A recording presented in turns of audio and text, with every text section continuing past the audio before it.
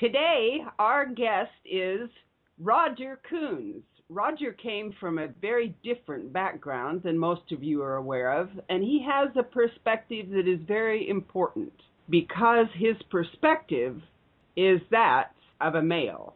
Roger, would you tell us about your history? Well, good morning, Rebecca. Okay, I grew up in a large family and left home at a very young age because we just had a lot of problems. Will you please tell the listening audience what constitutes a large family in this case? Well, I have about 25 sisters and 9 brothers, and I'm the oldest of 10 boys. My father was a narcissist and an alcoholic. That's another thing that happens in polygamous families is there's a lot of alcoholism on the men's side. And I think it's because of the obligations that they've got or supposedly they have. In my case, I very rarely ever saw my father. That's about it. How did he handle his obligations as a father? Well, he didn't. He very, very rarely came around. He didn't supply any sort of support. My mother was left with 6 children. She was trying to support these 6 children. It was a very poor situation. How many wives did your father have? Well, he had 4 wives at that time. We didn't live in the same structure. We rented in our case. My mother was very subservient. She never ever dared say anything to him pro or con. However, she wouldn't have changed it for anything because of her belief. That's one reason why I left. I left home about 3 or 4 days before I turned 14 years old. And I left because that made one less for her to have to feed, and I wasn't old enough to have a job at that particular time to be able to help the family in any way. My outlook on the whole thing was pretty bad right from the get-go. Many times hear my mother cry at night because she didn't have the food to feed her children. To me, it was a nightmare. Were all of your father's wives that poor? No, unfortunately, there's always a favorite wife. Generally speaking, that would be the most educated one, but that's not always true. It can be the person who has the more forceful personality. And that was the way it was in our family. How was your mother treated compared to the other wives in other ways? I mean, well, emotionally. Emotionally, there didn't seem to appear to be anything. I had never known my father to ever show any emotion, even like kissing a wife goodbye, this type of thing. I never ever saw that. You mean affection? The only time... You mean affection instead of emotion, don't you? Did he show negative emotion or no positive emotion? No positive emotion. Wow. Did he ever do anything with you as a father? No. No, I never went to a ball game. I never went to a show with him. I never went anywhere with him. He, non-existent. I'd never known him to ever go to any school functions or even be interested in what you were doing in that line. But any time that I was out of line, he would take it out on her. It would be her fault that I was seen downtown in Salt Lake City. On your mother, that is. He would take it out on your mother. Yes, but he was pretty tough on me, too. I had a razor strap used on me many times. And how that worked out is my mother, if I did something my mother wasn't pleased with, she'd say, well, I'll have your father take care of that when he comes. And she would tell him that I had a spanking or whatever coming, and he would take off his belt or whatever. I know one time he was drinking, and he used a 2x4 on me, and his best friend pulled him off of me and said, you're going to kill that boy. But I never forgot that. How old were you then?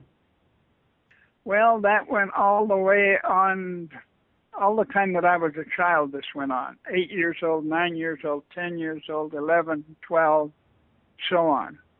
All those beatings took place at that time. And of course, that was in an era where people spanked their children or used a willow on them or this type of thing. What did he normally beat you with? And that was a separate incident, right? Oh, yes, that was. That's one I remember very well. But he would use his belt, or a razor strap was a big thing in those days, because all men had a razor strap, and that would be something that would be close at hand. In between these beatings, did he treat you with positive affirmation and any kind of emotional support in between? No, never. The only time that I was involved in anything is if I was in trouble for something. But see, the thing that made that bad when I was a child is my mother would promise me I was going to get a licking from him when he came by, and 2-3 weeks later he came by, and she tells him, and he proceeds to beat the hell out of me, and about that time I don't even know what it was for. How did you survive as a kid when you left home? Well, I lived on the street. Usually I had many friends when I was young, and believe me, I was invited to their place for a sandwich or whatever, and I have to admit that I steal money out of gumball machines and things like that. I became pretty good at it, running the streets. In the wintertime, I slept on top of a Woolworth store because there was a big air unit that came out of there. It was warm. I'd have to take a fire escape to get up there, and nobody bothered me because nobody could see me. Then in the summertime, I slept a lot on schoolyards, on the lawn part or behind scrubs and things like that. It was pretty tough to go. But then I finally got a job. I was a pretty big kid. I got a job working for Utah Ice and Storage, and that's when they used to ice boxcars. It's a dangerous thing because they'd take these 300- and 400-pound blocks of ice on a conveyor up, and you would have a big steel bar. And in order to get them where they had to go in, you had to cut them in half or chop them up so they could get enough in these boxcars. But that was a lot of money. And about that time, then I moved into a boarding house where there were some other people. Lady that owned that, she was wonderful. She really was. I appreciated having a bed and being served a meal or my lunch packed for me, this type of thing, I kept going to school as much as I could, and I managed to finally graduate from high school. A few years later, I got a couple of years, University of Utah. My kids, I have 6 daughters. They're well educated, doing fine.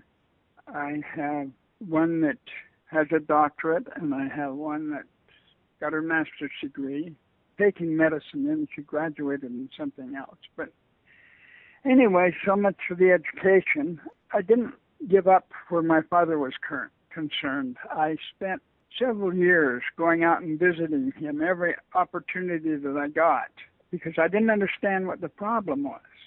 All I got was, well, you think you're smarter than the old man. I would get a position where I worked or whatever, and I would go there and see him, and he'd say, well, you come out here in your company car, you think you're better than the old man, and very derogatory. And many times he asked me to get off his place and not come back. Mostly that was when he was drinking. Finally, I guess I was married to my first wife for 27 years, had 6 wonderful daughters. We were divorced, and then I remarried, but no more children. The woman I was married to was an alcohol counselor. She was very well educated. One day she said to me, she said, would you be angry at your father because if he had no legs and couldn't walk? And I said, well, of course not. She says, well, this is what you're doing. You're banging your head against a wall. Your father is a narcissist of the worst kind, and he is not capable of doing what you want. That really made me stop and look at the whole situation and different things she would say. give you an example. In these polygamous families, so many of the men have the wives, whether their children are born at home or whether they're born in a hospital or whatever, give a false name. And that way it protects the man. But see, then this creates a real problem, not only with the women, but the child when they grow up. I found out that I wasn't me when I applied for a commission in the service, and I found out that I had a different name. I remember one time I was out visiting him, and he started telling me about a brother of mine, Joe. He says, Joe was so ashamed he went in the Navy and didn't even use his name. And at that time, I wouldn't have ever stood up to my father. But it just got to me. I thought, he didn't do that. You did it. That was his only identification that he had. But anyway, even that he would blame onto the child. So pretty soon I was watching all of these things. And I don't think I've ever met anybody that was more of a narcissist than my father. When you were growing up at home with your father, since you were the firstborn child, there are a lot of people that teach that the firstborn son in polygamy is very special. How special were you in relationship to your other siblings, and how special were you in relationship to the boys born to other mothers? Well, number one, there was three girls older than I was. Their mother was, at that time, was the alpha wife, you might say. They got a lot of attention, and frankly, I didn't. I always felt that my father despised me. You know, I was one of these people that his hair went up in the back of his neck when I was around, because there was nothing. There was, I didn't get held by him, nothing, this type of thing. Even today, I can remember real well being in kindergarten. Having a father just didn't happen with me. That's what it amounted to. And, of course, the girls were special. I don't know how else to explain it, but that's the way it worked. Were the other boys, your other brothers that came along, did you have any superiority over them, being the oldest boy? No, not really. Not within the family. None of them were treated like I would say a normal child. In fact, it can really affect your ego. I remember when I was running the street, you know, we had some boys and girls clubs in Salt Lake, and if I went there with a couple of friends, I didn't know that I was allowed to go in that building. And in all seriousness, I would wait outside till they came out, feeling I would just create a problem. And I didn't know that. I mean, I became an adult before I found out what those boys and girls clubs are all about. I had nobody to discuss these things with. I had no mentor in any way, shape, or form. My mother's hands were always full and trying to do the best she could, and it was never enough.